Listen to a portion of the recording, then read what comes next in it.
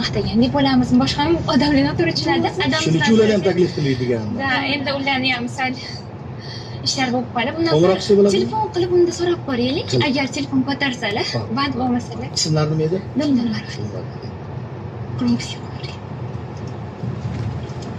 O'z so'rasmi? yo'q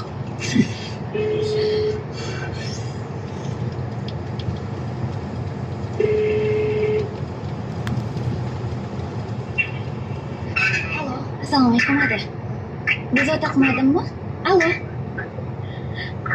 Ada, biz intervyuda edik. Savollar bor ekan. Hozir bir daqiqa. Assalomu alaykum. Assalomu alaykum. Dilmurod aka, yaxshimisiz? Charchamayapsizmi? Alhamdulillah. Yaxshimisiz? Meni ismim Abduvosit.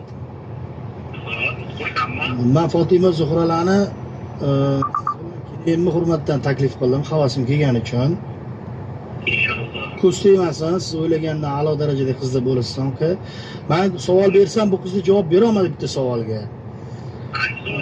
Hamma odamlar qizini yaxshi bo'lsin, yaxshi natijalarga erishsin deb katta qiladi va qaysidir davlatga jo'natishda, qaysidir narsasiga bular aytishdiki, bizda ishonch bo'lgan ishdi. Xo'p, hamma ham ishonadi farzandlariga. Lekin qaysi narsani evaziga ishonib jo'natdingiz? Qanaqa ishonib jo'natdingiz qizlaringizga? Shuni so'ramoqchi edim. Bu xudodan barcha gap to'g'ri. Nimaga deb hozir buni balki ertaman kimdir tushunishi bor, tushunmasligi bor, boyga tutayotgan mana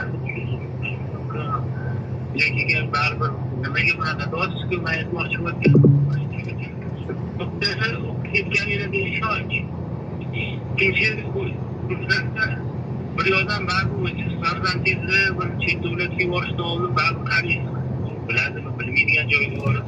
Yaxshi mana internet degan narsa chiqqan.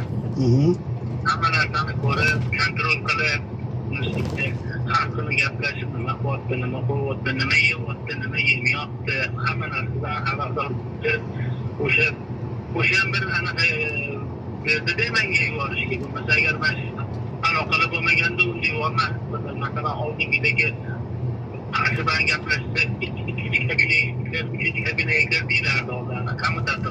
Ha, to'g'ri. Hozir hamma narsa qo'lingizda, qo'lingiz telefon bilan любой точкasiga telefon qilib gaplashasiz. Yana video degan narsa bor, o'zingiz bilan hamkorlik o'yingiz xotirjam. Ayniqsa ko'p narsa bu qizlarim birinchidan ikkalovilik uchun ham yubordim. Bularga ishonch degan narsa u faqat boshqa bir tomonlama ishonch emas. Ishonch degan narsani faqat kengroq